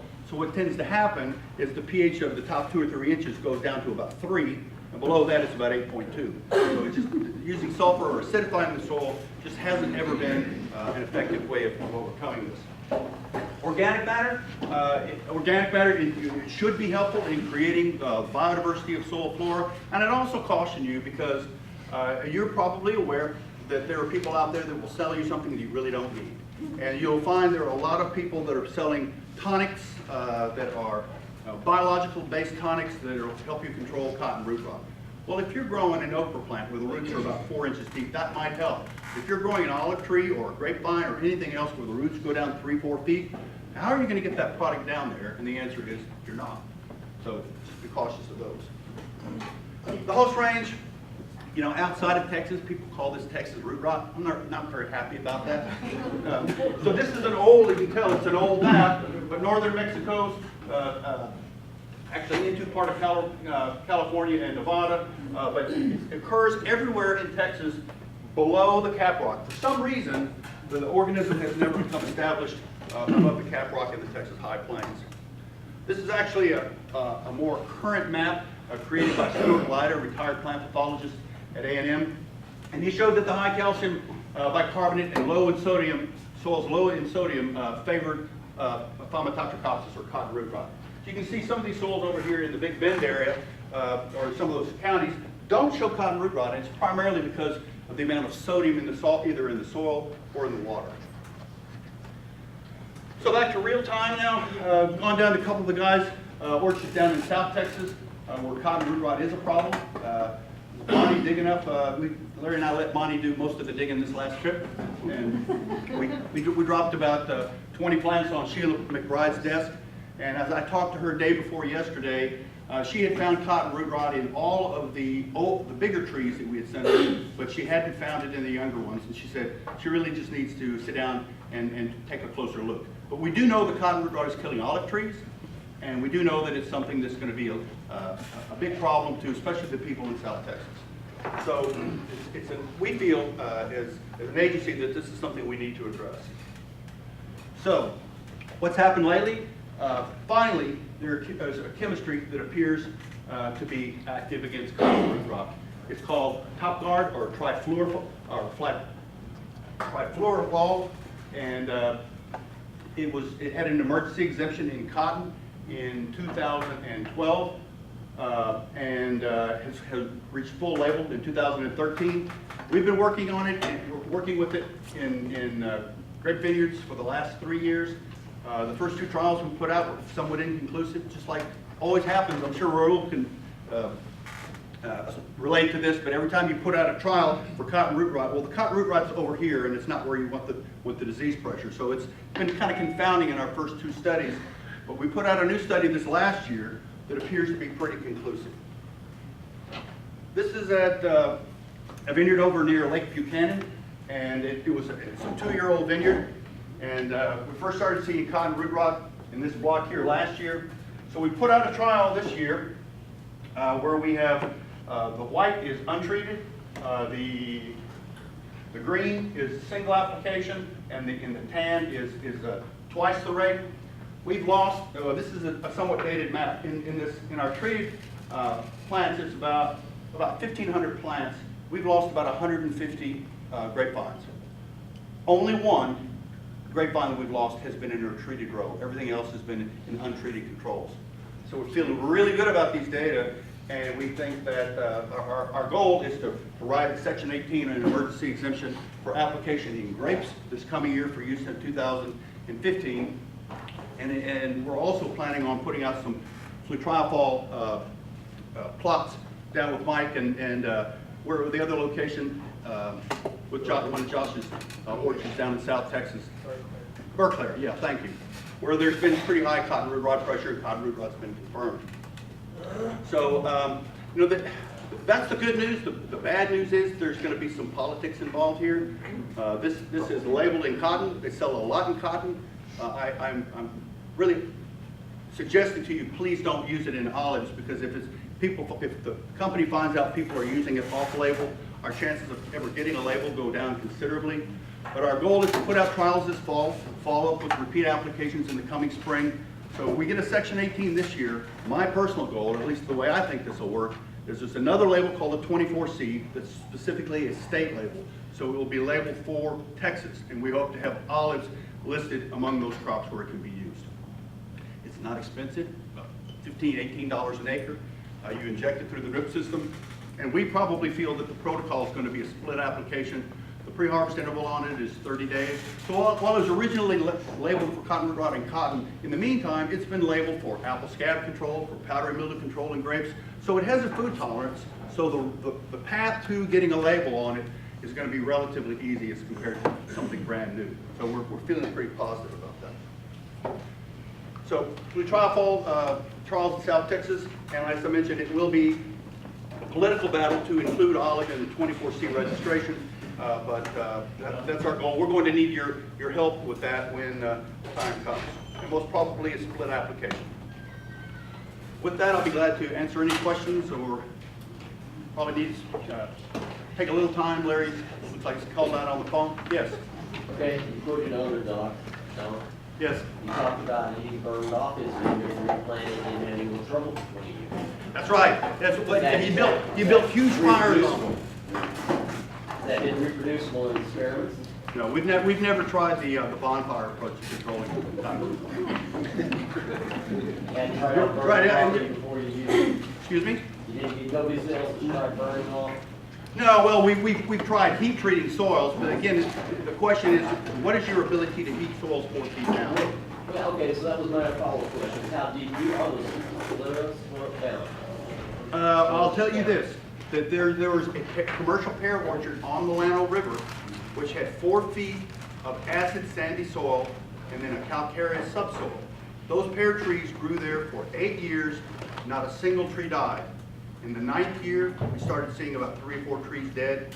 3 years later, the entire orchard was dead. So the answer to your question is, they can go down at least 5 feet down.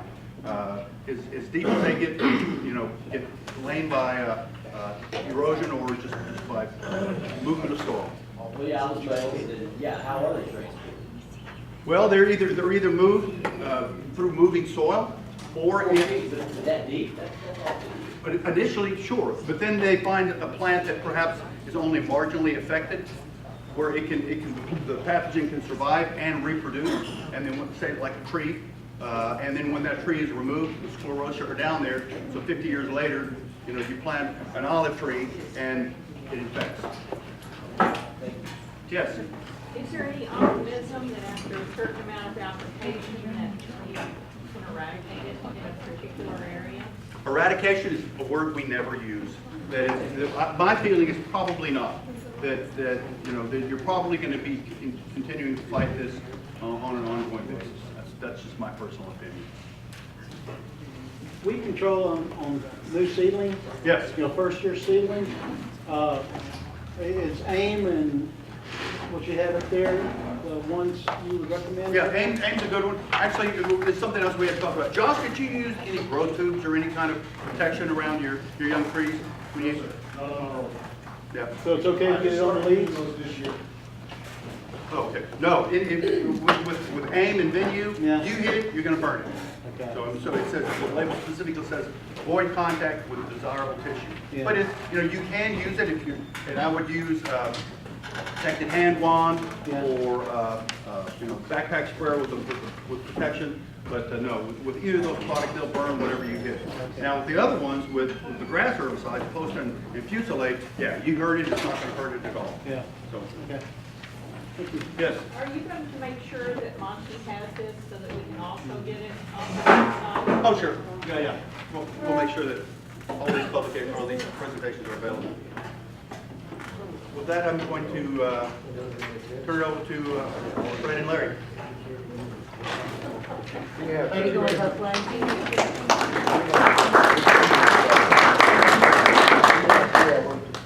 I never said that. Turn it over to Fred and Larry. Sounds like a comedy.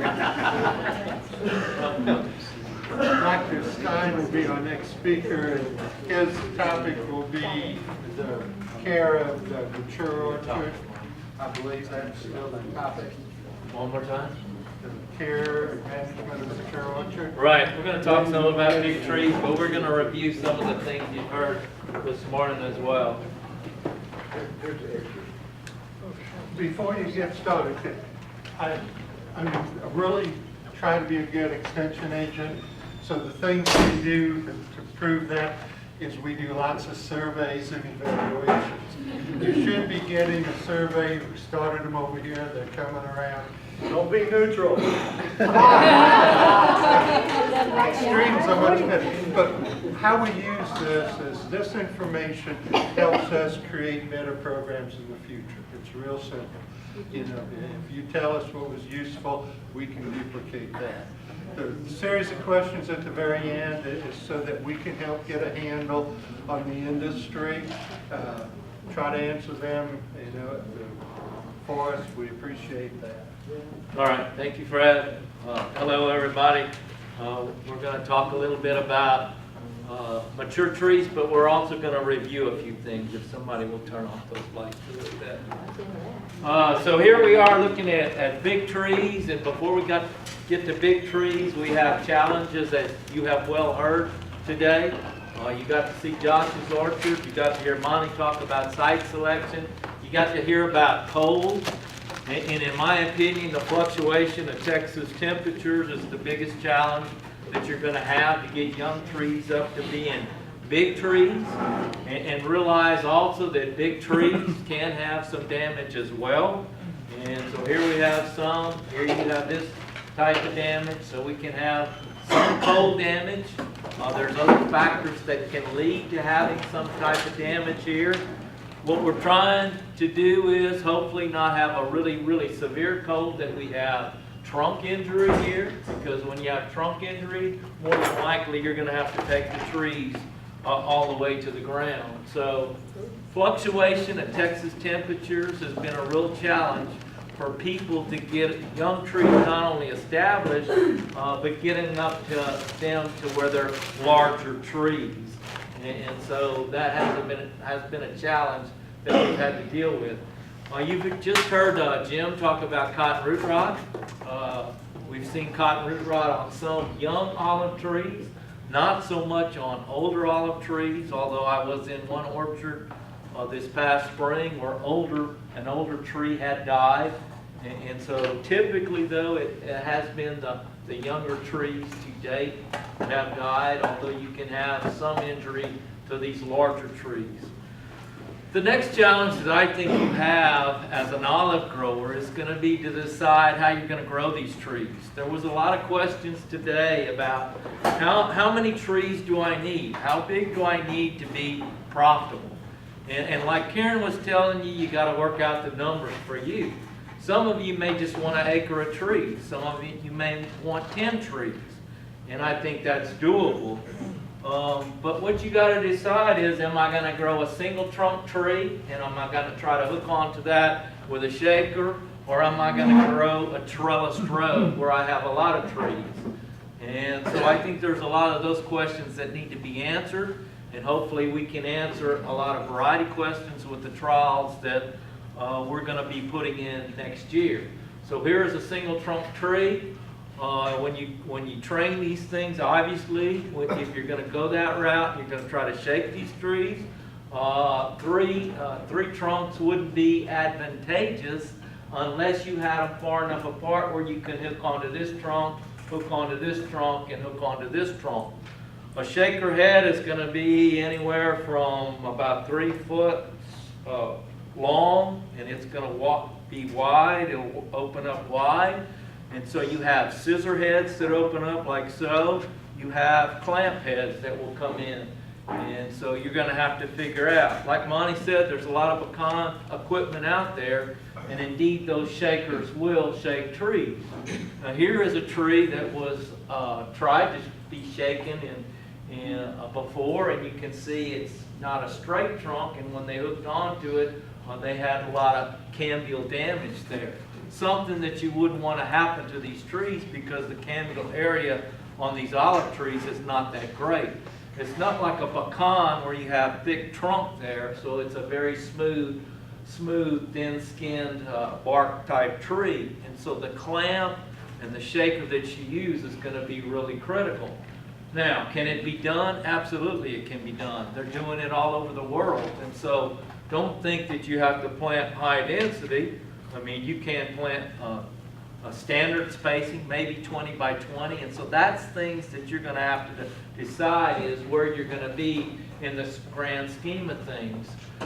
If you do a single trunk tree and you potentially want to shake these trees, you want to have a nice straight single trunk, and also you're probably going to keep them in bounds. We're not just going to let them grow up. We're probably going to truncate the top a bit and maybe also the sides, so that they don't get out of bounds. So, and here is just another row with some of those type of trees. So you have that system, single trunk, wide space trees, as opposed to high density trellis trees that you saw this morning and that you've heard about today as well. You know, it's a totally different system. You're growing a hedgerow, you're going to maintain that hedgerow, and the plan is to always mechanically harvest that type of situation. And so what you have to decide is, as a grower, which system am I going to go to? If you're going to be small, less than 10 acres, you know, it would be my opinion that you're going to spread these trees out as opposed to the super high density.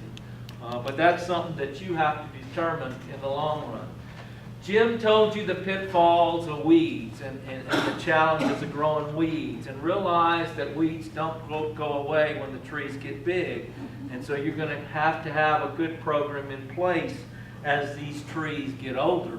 Realize as the trees get older, though, they can compete more, and so the weeds become less of a problem, but they are still going to be out there. He was talking about the various herbicides and the different herbicides you can use. You see these damage on these leaves, where these leaves are turning yellow. This is the olive tree. Here is the weed here. This could be potential damage from a herbicide that was applied to those weeds. And so realize you need to know what you're doing when you put these herbicides out. He outlined a whole grand scheme of products that you can use. And so what you're going to have to do is develop a program that's going to work well in your particular situation. Monte told you about the potential finding of this black scale on olives. This is what black scale would look like. And so we don't have a big problem, although we have found it on a few trees. And so as the industry continues to grow, we may have pest problems that we have to identify and have to control in the long run. And so we need to be aware of these types of things that can happen. After you get these trees established and you're either on a standard type spacing or you're on a high density spacing, the goal is to grow up your framework of trees and get these trees to fruit consistently year in and year out. And the challenge that some of these growers have had is that they have not consistently, the trees have not consistently produced flowers. And that has been a challenge, and nobody is really totally sure what may be going on there. Now realize an olive is just like any other fruit plant. It wants to make a crop, and if it makes too much of a crop, it takes too much out of the tree, and then the next year you're less likely to have a crop. And so that's what you need to keep that in mind as you begin to fruit these olive trees. Ideally, this is the type of crop you're looking at. You heard the yield goal that was tossed around today, 5 tons per acre, and you know, that has been tossed around in California as well. It may be that when you get your system in place and you get mature trees, that you can't produce that much. You may have to cut it down so that you consistently have a crop. Realize the olive, like I just told you, it's an alternate bearing plant and that the crop yields fluctuate between on and off years. So the goal is in the on year not to have too much that you don't come back with a crop the next year. When you have a big crop, you know, typically the reason for alternate bearing is the demand for water and nutrients. You know, and so water and nutrients are the two things that you have the greatest influence over. I mean, you can control that. And so that's what we want to investigate, exactly what you can control and how that may affect the alternate bearing of the trees. Naturally, if the regrowth is limited, there will not be sufficient fruit buds to support a consistent crop from year to year. And so our goal is to be somewhere where we have a crop, have nice fruiting wood, get the crop off, have those leaves there, photosynthesize so that you make food for a crop the next year. Now, as these fruit begin to turn color, as they begin to ripen out, the demand for water by the plants is less. It actually goes down. The olive plant is one of the unique fruit plants in that when the temperature gets up high, 95 or so, the stomates actually close, and so the plant is able to conserve water. Whereas a pecan tree, the stomates never close, so they just continually use water. And so that's kind of unique about these olive plants. Now realize that as the oil begins to accumulate in the fruit after pit hardening, and you remember Josh telling you about pit hardening this morning. He said if you fight it to check that, indeed they are hard, but realize that's when the oil begins to form. And so after pit hardening, the fruit becomes the tree's priority for allocation of both water and nutrients. So the fruit is the main sink of the plant then, not the growth. And so our water and nutrients is needed to finish out this fruit. And studies out of California and other places from around the world say managed irrigation after pit hardening to minimally maintain fruit can increase oil content and hasten maturity. The key is that you don't overwater them so that you have too much water in the fruit, but you don't want to underwater them as well. I mean, what you want to do is have a crop that matures uniformly so that you can get it off the tree in a timely manner. Here's some more olives on the tree, larger olives, and notice that we're losing some of these leaves here. I mean, is that a water issue? Is that a nutrient issue? Do you have too much crop on the tree? Those are all things that you will need to determine. As I told you, an olive is a very drought-tolerant plant. You see the cactus here, and you see the olive orchard here. So they can thrive in very drought-tolerant conditions. Most of the olives around the world are not irrigated, but typically if you can irrigate them, you can increase oil quality, and you can consistently produce crops from year to year. You've got to have water to establish the trees, and so we would never recommend that you don't plant an orchard without irrigation. When you plant these orchards, drip irrigation, what you saw this morning that Josh had, an ideal system to establish these trees and grow these trees. In this case, we're looking at a super high density planting, and so we have a single line down the middle. Josh told you this morning that he had an emitter at the tree, and then he had one in between each of the tree rows. And so effectively, he was wetting a root zone probably about 3 foot wide, and then it would go down about 3 foot deep.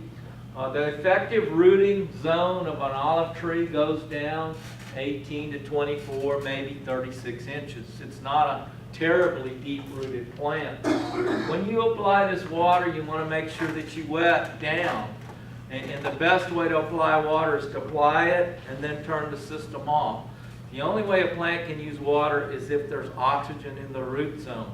And so you don't want to continuously water. You want to have the water on and turn it off so that oxygen goes back down in the root zone.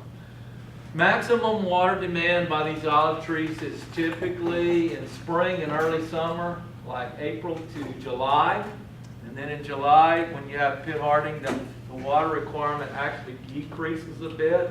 And then in September, when you're trying to mature the fruit, is when you need to finish out these fruit.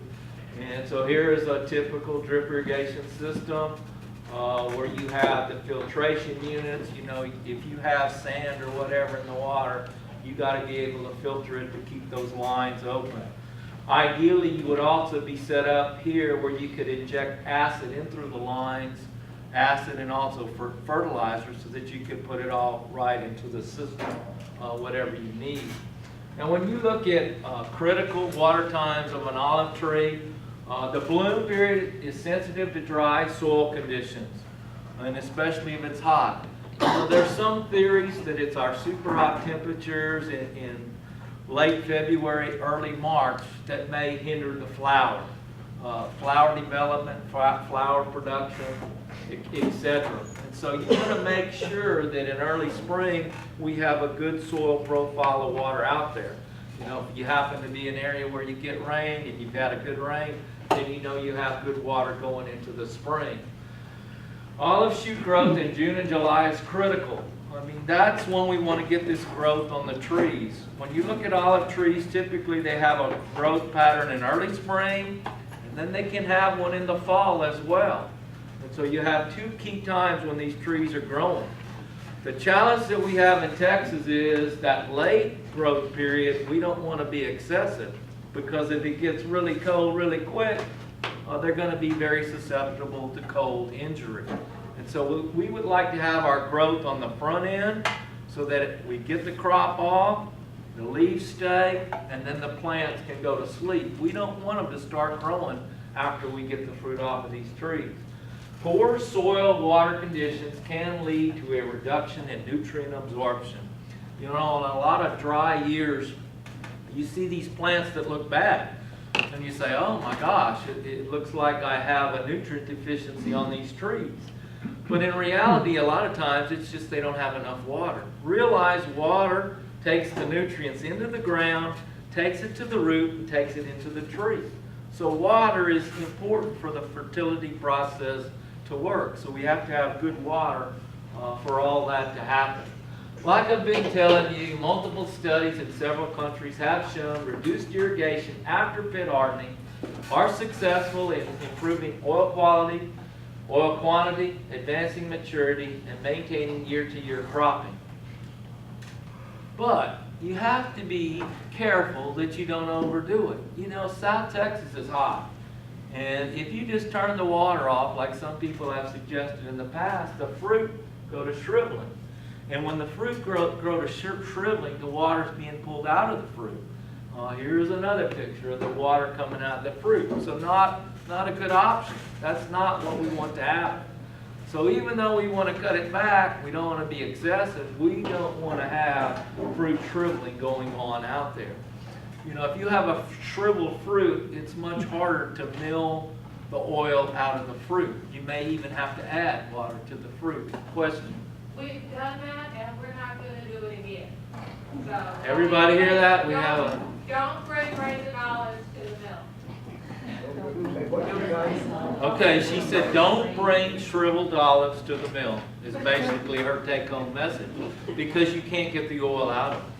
You know, and so we want to be very careful that we don't come to this point, because not only are you hurting this crop, but you're hurting next year's crop. So if you see that, that's a direct indication that you should increase the water. That is correct. If you see this, you're not watering enough and you need to increase the water. By the same token, you don't want to overdo it. Josh? And if you let it get to that point and you do add a lot of water, the fruit can become overhydrated, which minimizes the oil quality as well. So, you know, it's a fine line that we're trying to walk there. And we're all going to have to learn to walk it together. I mean, it's not going to be easy. If it was easy, anybody could do it. So, you know, these are all things that we have to work out. So the irrigation thing, real important. All right, a little bit about nutrition, and you start nutrition by talking a little bit about soil chemistry. The ideal pH for most fruit crops is 6.5 to 7. Now realize there's a lot of olives grown around the country that are grown on much higher pH soils. And the problem with pH soils is not really a problem for the olive. The olive can tolerate that. So that's really not a big deal as far as the pH goes. If you get really low, you may have to lime, but that's going to be along the coast, maybe on some of those lower pH soils. So as far as the soil, the big thing is the drainage. You know, the water has to move out, especially early on these plants. And so that's the key that you want to have there. The olive is one of these plants that's tolerant of less fertile soil. I mean, we as we've learned in California, they don't plant olives on the best soil because you just get a mountain of trees and that's not going to be productive. Shallow soils promote less excessive growth. You heard Josh talking today when he was pressed. Well, where do the olives do the best? He said on the caliche sites or on the shallower soil sites. And so there's a happy balance there as well. Too much nitrogen can lead to a big crop of fruit and alternate bearing. So we don't want to have a massive luxuriant growth on these trees. We want to have a middle of the road growth that becomes productive. There's a correlation between high yield and leaf potassium. So we're going to talk about taking some leaf samples here directly. Typically, you're looking at about 8 to 12 inches of shoot growth is ideally what you want to have from year to year. Now, like Jim was saying, on some of Josh's trees, you saw the suckers, but that's because the trees were cut off excessively, and so you had some excessive growth coming on those. But if you looked at the top of the trees, you know, a lot of it was somewhere in that range. Some maybe a little more, but it was about right. And so we don't want to have excessive growth. We want to have about 8 to 12 inches. In data that we got from California from Adam, these are the numbers that he tends to try to shoot for out there. And so we're looking at adequate leaf tissue nutrient levels. So the nitrogen, you know, when you analyze these leaves, and I'm going to tell you how to take the sample here directly, but nitrogen, we're looking for 1.5 to 1.8%. If you're greater than that, if you're 2.5, you have way too much nitrogen and you don't want to be up there. Phosphorus, 0.1 to 0.2. Typically the samples are going to be somewhere in the middle of the range. On most Texas fruit crops, our phosphorus levels are never extremely high. But realize that, you know, phosphorus is typically taken up early on, usually not that big of a problem. I told you about the correlation between potassium, leaf potassium, and yield. Potassium is real important in water. It makes water move. You know, there's potassium here, and the water moves to that potassium. And so that's why that is real important. 0.8 plus, a little bit higher than 0.8 is what we're looking for. Boron about 20 parts per million, and zinc about 20 parts per million. Now realize there's a lot of other nutrients that are just as important, but typically those are not a big deal. So these are the big ones that we're typically looking at. The best time to take these leaf samples is about mid to late July, maybe early August. You don't want to just take leaf samples any time of the year. What you want to do is you want to take them consistently the same time of the year. And for most fruit crops, this is typically the time that we take them. If you have different varieties in your orchard, if you have Arborquina, if you have Arbusana, you only want to sample a variety together. You don't want to mix Arbusana with Arborquina and vice versa. And typically we look at sampling 2 leaves from about 50 trees, so you get a good representation of your orchard. Now, let me go to the next picture. You want to sample from the middle of non-bearing shoots typically. So like here is a shoot, typically you would take this leaf and that leaf over there is what you would take. And so you take 50 of those, you take, from 50 trees, you take 2 leaves and you put them in a bag, and then they get to the lab, and the lab dries the leaves, then they grind them, and then they digest them with acid, and then they'll run the analysis on the nutrients. Now some samples that we took of 2 orchards, we took 3 orchards. I'm only showing you the data from 2 of these orchards. These levels are very consistent with those numbers that I just gave you. Nitrogen was 1.75, phosphorus 0.14, potassium was 0.93, and 31 boron, and 16 zinc. And so some of the trees, mature trees that we've sampled, look like they're well in the range. When you look at applying nutrients, realize there's macronutrients, there's nitrogen, phosphorus, potassium, calcium, magnesium. The plant needs a lot of them, and there's micronutrients. Iron, copper, zinc, boron. The plant just needs a little bitty bit of them. And so these macronutrients, nitrogen and stuff, typically you're going to apply with a ground application, or you're going to inject it through the system. Realize that if you need phosphorus and potassium, it doesn't move in the soil very well. And so if you apply it, you've got to get it into the ground somehow. And so if you don't incorporate it, you're not going to get very much uptake of it. Now, if you need micronutrients, and the two that are most commonly applied are zinc and boron. You know, and there's key times when people are applying these, you would apply those as a foliar spray. Now, as a general rule of thumb, I just wouldn't go out there and spray some general foliar spray of N, P, and K and all that stuff, because I don't think you get enough into the leaf to justify it. But as a micronutrient spray, a foliar spray will work really well. It'll work really well. When we look at the mounts, you know, a standard fertility recommendation for mature olive trees, we're somewhere in the range of about 30 units, 30 pounds of actual nitrogen per acre per year. Now say you put this on in 2014 and the crop was lost. You got no crop. You know, what may happen is you may get excessive growth that may hinder next year's crop. And so you want to watch this fertility thing really well, and you want to base it on how your trees are doing and also the crop that you have. If you don't have a crop, we don't want to apply excessive fertilizer because you just get excessive growth that's not going to do any good. If you need nitrogen, and you know, when you apply this nitrogen, the best way would be to inject this nitrogen. Because when you inject it, it's in the water, it goes right into the ground. If you throw granular fertilizer out there like ammonium sulfate or urea, what you have to do is you have to have a rain or you have to irrigate behind it to get it into the ground. And if you throw urea and ammonium sulfate out on moist, high pH soil, a lot of it's gonna dissolve, and then it's gonna go up into the atmosphere. It's gonna volatilize. And so a lot of times, even though we're fertilizing, we're not getting the fertilizer into the ground.